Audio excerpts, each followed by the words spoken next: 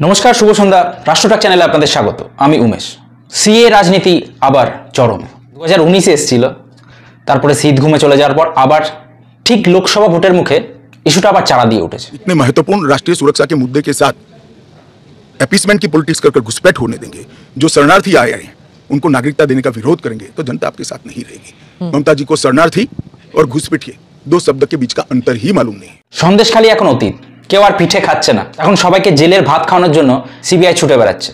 তবে এই সিএ ইস্যুটা আসার পরে রাজ্যে তৃণমূল কিছুটা অক্সিজেন পেয়ে গেছে।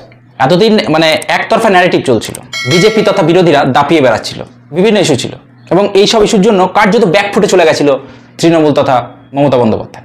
তো সেখান থেকে নজর ঘোরাতে এত বড় একটা র্যাম্প শো বা ব্রিগেডের আয়োজন করা হয়েছিল। দেন ওনারা যাত্রাপালা শুরু করলেন, পলিটিক্যাল ড্রামা যেটাকে বলে। এই স্কুলের বাচ্চারা যেরকম করে, এই কখনো রাগ হয়ে গেল, এই কখনো আড়ি করে নিলাম, কখনো আবার ভাব হয়ে গেল, রাগ, অভিমান, ক্ষোভ, ভোটেলি যেগুলো চারা দিয়ে ওঠে, স্বাভাবিক। এর সাথে যুক্ত হয়ে গেল সিএ। এখন সন্দেশখালী ইস্যু, চাকরি প্রার্থীদের ইস্যু, রাজ্যের ডেভেলপমেন্ট, শিক্ষা, স্বাস্থ্য, এসব কোনো কিছু নিয়ে কিন্তু আর কথা হচ্ছে না। এখন একটাই কথা, অর্জুন সিং দিদির ছবি খুলে রাখলো, মোদির ছবি তুললো, ভাই বোনে মনোমালিন্য হয়েছে, সম্পর্কে ফাটল এবং তার সাথেই সিএ এর জন্য মুসলিমদের সব শেষ হয়ে গেল, গেল র। তো সিএ নিয়ে কিন্তু রাজনীতির দু তরফেই হচ্ছে, তৃণমূল তথা বিজেপি। সিএ কি? সিটিজেনশিপ অ্যামেন্ডমেন্ট অ্যাক্ট, যার মাধ্যমে 31শে ডিসেম্বর 2014 পর্যন্ত, স্বাধীনতার পর থেকে 1947-এ যারা যারা ভারতে এসেছে মুসলিম ছাড়া, মানে বাংলাদেশ, পাকিস্তান এবং আফগানিস্তান, যেটা অখণ্ড ভারতের অংশ ছিল, যেগুলো এখন ইসলামিক স্টেট, সেখানে যারা মাইনরিটিস, তারা যারা ধার্মিকভাবে বা বিভিন্ন কারণে অত্যাচারিত হয়ে ভারতে এসেছে, তাদেরকে নাগরিকত্ব প্রদান করা হবে। এর জন্য একটা অনলাইন পোর্টাল খোলা হয়েছে, যেখানে সমস্ত ভাষায় অ্যাভেলেবেল। তারা নিজেদের ভাষায় সিলেক্ট করে সেখানে আবেদন করতে পারবে। এরপরে সেন্ট্রাল অফিসাররা ফেস টু ফেস ভেরিফাই করবে, করে তাদেরকে নাগরিকত্ব প্রদান করা হবে।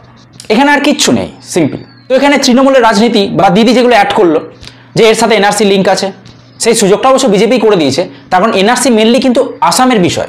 সেখানে সুপ্রিম কোর্ট বলেছিল এনআরসি করতে, যেটা পার্টিকুলার ওই স্টেটের জন্য। বাট আমাদের মোটা ভাই তখন যে সিএ লাগু করেছিল, তার সাথে ক্রোনোলজি জুড়ে এনআরসি এবং এনপিআর এর কথা বলে, বাস কেল্লা ফতে, দিদি হাতে লাড্ডু পেয়ে যায় এবং তারপর থেকে ক্যা ক্যা ছি ছি শুরু হয়ে যায়। তিনি নাকি এটা করতে দেবেন না, ঠিক আছে, যেন বাংলায় আলাদা একটা দেশ, সেখানে তিনি প্রধানমন্ত্রী, তিনি অন্য দেশের আইন কানুন সেখানে লাগু করতে দেবেন না।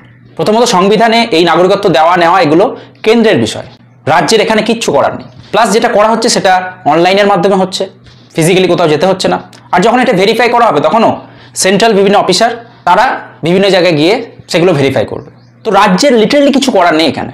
কিন্তু একটাই জিনিস করা হয়েছে, সেটা হচ্ছে রাজনীতি।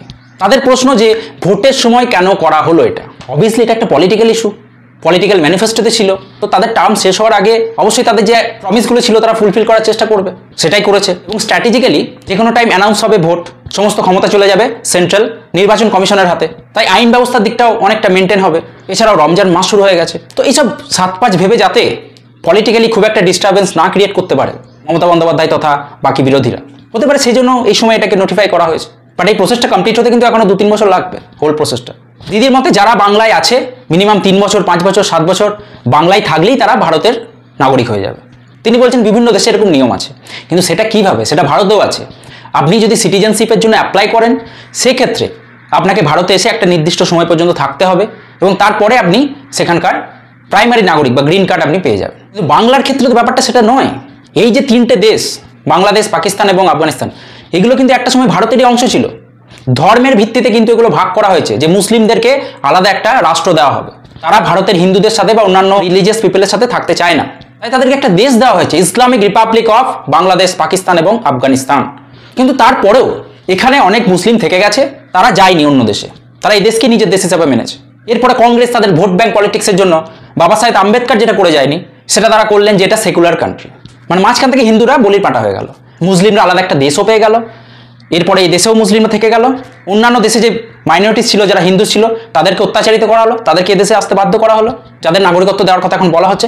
তার সাথে সাথে মুসলিমরাও আর্থিক কারণেই হোক বা অন্যান্য বড় কোনো এজেন্ডাকে ফুলফিল করার জন্যই হোক, তারাও ধীরে ধীরে বেড়াটপকে আসতে থাকলো। এবার সমস্যা কি হচ্ছে, বর্ডারে যারা বিএসএফ আছে, ভৌগোলিক অবস্থান এমন, বিভিন্ন জায়গায় সমুদ্র আছে, নদী আছে, জঙ্গল আছে, সেখানে তো কিভাবে আপনি ফেন্সিং করবেন? তো ফাঁক ফোকর তো আছে, এটা বাস্তব রিয়েলিটি। কিছুটা ব্যর্থতা বলতে পারেন বা কিছুটা জিওগ্রাফিক্যাল যে ব্যারিয়ার্স, তো এরপরে আমাদের দেশে চলে এসেছে বা এখনো আসছে, তাদেরকে বলা হচ্ছে ঘুষপেঠিয়া বা অনুপ্রবেশকারী। তো তারা চলে আসতেই পারে, ভুল করে হোক, কোনো উদ্দেশ্য প্রণোদিতভাবে হোক বা যে কোনো কারণে, তো তাদেরকে তো ডিপোর্ট করার ব্যবস্থা করতে হবে। যে দেশে চলে এসেছে তাদের একটা নিজস্ব দেশ থাকা সত্ত্বেও, বিশেষ করে মুসলিমরা বা রোহিঙ্গারা, তাদেরকে ডিপোর্ট করতে হবে। কিন্তু না, যেহেতু তারা দিদির ভোট ব্যাংক বা অন্যান্য যাদেরই ভোট ব্যাংক হোক, অন্যান্য পলিটিক্যাল পার্টিস, তারা কি করছে, তাদের একটা র্যাকেটস আছে, তারা তাদেরকে কোথাও না কোথাও ঠিক প্লেসড করে দিচ্ছে এরিয়া ওয়াইজ বিভিন্ন জায়গায়। সেখানে থাকো ঝুবড়িতে 3 বছর 4 বছর 5 বছর থাকা হচ্ছে, তার মধ্যেই তারা ভোটার কার্ড, রেশন কার্ড এগুলো সমস্ত ব্যবস্থা করে দেওয়া হচ্ছে। ভোট দিয়ে দাও, বাস তোমরা ভারতের নাগরিক। তারপর তাদের আর ঠেকায় কি? তারপর তো সুপ্রিম কোর্ট কিছু করতে গেলেই মানবাধিকার, তারপর তারা এখানে বসে আমাদের অন্ন ধ্বংস করছে, আমাদের সংশোধনের ওপর অধিকার জমাচ্ছে, এবং অরিজিনাল যারা সিটিজেন হিন্দু মুসলিম নির্বিশেষে তারা কিছুটা বঞ্চিত হচ্ছে। এবং দিদি তাই এতটা খেপে উঠেছে যে যদি এনআরসি হয়, ইল্লিগাল মুসলিমরা চলে যায়, এখানে কিন্তু যারা এদেশীয় মুসলিম তাদের কথা বলা হচ্ছে না, যারা রাষ্ট্রবাদী মুসলিম তাদের কথা বলা হচ্ছে না, এবং তাদেরকে ভয় দেখানো হলেও ভয় পাওয়ার কোনো কারণ নেই। কিন্তু যারা ইল্লিগাল মুসলিম, যারা এই দেশ থেকে চলে গেছিল, যারা আলাদা একটা দেশ পেয়েছে ইসলামিক রিপাবলিক, তারপরেও তারা বিভিন্ন উদ্দেশ্যে এখানে আসছে, এসে বসবাস করছে, এবং তাদের কিছু বলা হচ্ছে না। তার কারণ কি? ভোট ব্যাংকের জন্য। এটা তো দেশের সুরক্ষার সঙ্গে কম্প্রোমাইজ করা হচ্ছে শুধুমাত্র ভোটের জন্য। এবং সেই জন্য দিদি বলছে যে আমি জীবন লড়িয়ে দেবো, জান দে দুঙ্গা, কিন্তু শেষ রক্তবিন্দু পর্যন্ত আমার এই ভোট ব্যাংক, আমার এই সকল দুধেল গাই বা রোহিঙ্গাসেদেরকে প্রোটেক্ট করবো।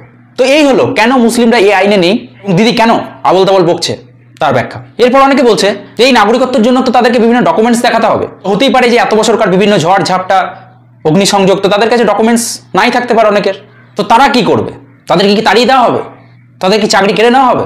এই যে বিভিন্ন রকম ভয় দেখানো হচ্ছে। প্রথমত এটাতে শান্তনু ঠাকুর, যিনি বনগাঁ এমপি, তিনি বলেছেন যে যদি কারো কাছে ডকুমেন্টস নাও থাকে তো সে একটা সেলফ ডিক্লারেশন, যার মাধ্যমে সে নাগরিকত্ব পেয়ে যাবে। কিন্তু এটা পুরোপুরি সত্য না, এটা অর্ধ সত্য। কেন? কারণ অমিত শাহজি আজ একটা ইন্টারভিউতে বলেছে ये स्पेशल एक्ट इसलिए बनाया है कि ये किसी भी वैध डॉक्यूमेंट के बगैर शरण में आए हैं, बॉर्डर क्रॉस कर कर आ गए हैं। तो अब आपने पोर्टल भी खोल दिया है, उसमें वो सारे डिटेल्स करेंगे। वो पोर्टल सुरक्षित है, और अगर किसी के पास दस्तावेज नहीं है तो क्या अब वो ना नागरिक है, ना माइग्रेंट है, ना रेफ्यूजी है, क्या बन जाते हैं? देखिए मैं आपको बताता हूं, जिनके पास दस्तावेज नहीं है इसका रास्ता हम बाद में ढूंढेंगे। हमने कोई समय मर्यादा नहीं रखी है, आराम से सब लोग एप्लीकेशन करें। मैं सबको अपील करता हूं आप आराम से करिए। 1947 से लेकर 31 दिसंबर 2014 तक जो भी आए हैं वो और उनके बच्चों का भारत में स्वागत है। যে তিনি মনে করছেন যে 80% অ্যাবাভ তাদের কোনো না কোনো ডকুমেন্টস আছে, তো তারা ডকুমেন্টস দিয়ে প্রথমে অ্যাপ্লাই করুক। যাদের কাছে ডকুমেন্টস নেই তাদেরও চিন্তা করার কোনো কারণ নেই, তারা অ্যাজ ইট ইজ থাকবে। তাদের জন্য আলাদা কোনো এক্সেপশনাল কোনো ক্লজের মাধ্যমে ইন ফিউচার তাদেরকে নাগরিকত্ব দেওয়া হবে। এছাড়া আর একটা মিথ্যে কথা বলা হচ্ছে যে 13 লক্ষ হিন্দুরা নাকি ডিটেনশন ক্যাম্পে আছে আসামে। তো আসামে সব থেকে বড় যে ডিটেনশন ক্যাম্প, তার ক্যাপাসিটি হচ্ছে 2000 অ্যাপ্রক্স।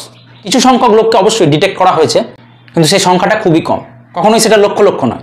আর দেশের রেজিস্টার্ড মেনটেন করার জন্য, দেশকে ভবিষ্যতে সুরক্ষিত করার জন্য এই সিএ, এনআরসি এবং এনপিআর এগুলো প্রয়োজন।